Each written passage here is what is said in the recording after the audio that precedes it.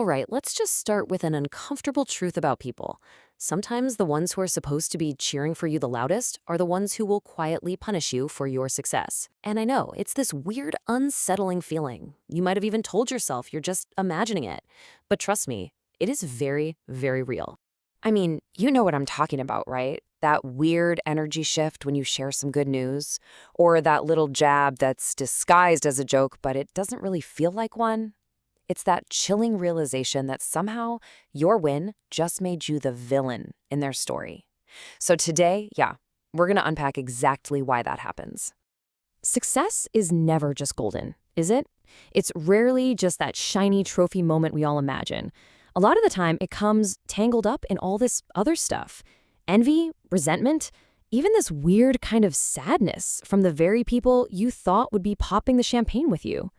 Okay, let's make this super real. Picture this. You finally get that promotion you have been grinding for years. You're so excited you post it online, and the likes start flooding in from, strangers, old high school classmates. But from your best friend, the person you text all day, nothing. Silence. Or even worse, you get that text message, wow, must be nice. Guess you won't have time for us normal people anymore? Oof. Yeah, that stings. So that feeling, right there, that shadow hanging over what should be a happy moment, it is not in your head. It's actually a predictable, almost automatic response that gets triggered in our brains when someone close to us starts to grow. Which brings us to the big question. Why? Why does your win feel like their loss? I mean, logically, it makes zero sense. But emotionally, oh, it's one of the most powerful and kind of destructive forces in our relationships.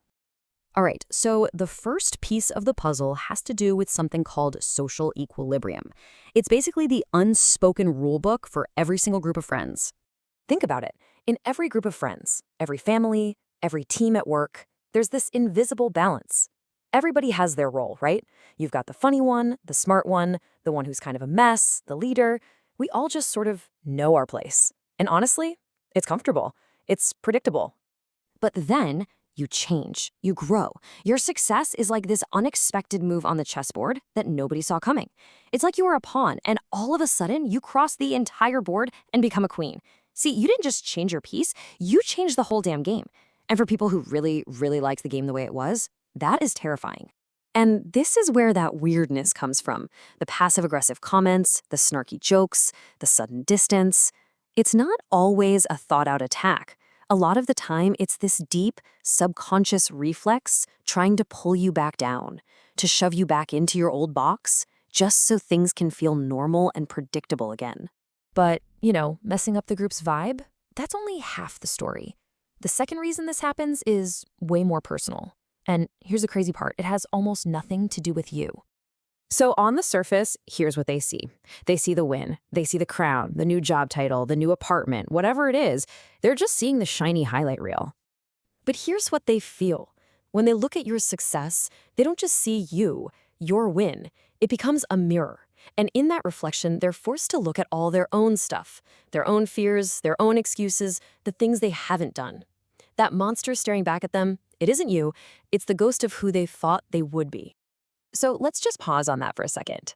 What if they're not actually jealous of you? What if they're jealous of the person they thought they would be by now? That's a huge difference, right? The negativity you're getting, it isn't really about your life. It's about the painful distance between their life now and the life they always imagined for themselves. And you've just become a walking, talking reminder of that gap.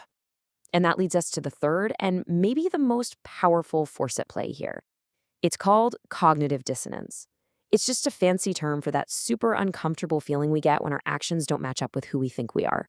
Look, every time you level up, every time you take a step up that ladder, whether you mean to or not, you shine a huge spotlight on the ground where they chose to stay.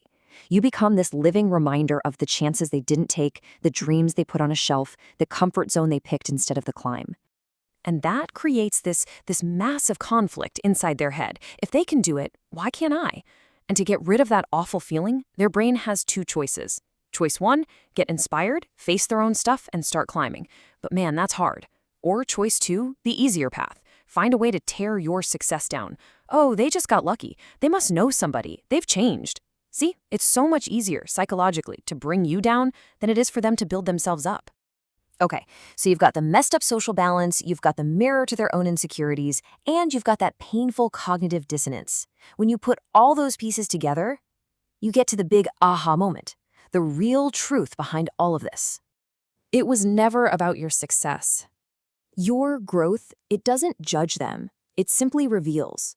You didn't do anything to them. Your success just held up a mirror, and it forced them to take a hard look at themselves. And for some people, they just didn't like what they saw in that reflection. And it's always easier to get mad at the mirror than it is to look at yourself, right? So if you take away one thing, let it be this.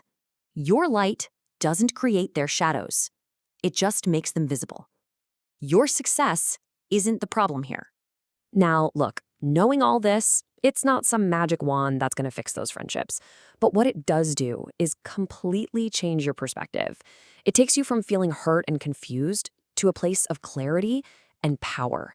Because you finally stop taking it personally. You realize it's about their story, not yours. And the truth is, not everyone is meant to walk this path with you. The journey of growing as a person, it's like climbing a mountain. And as you get higher, the air gets thinner. Not everyone is built for that altitude, and that is okay.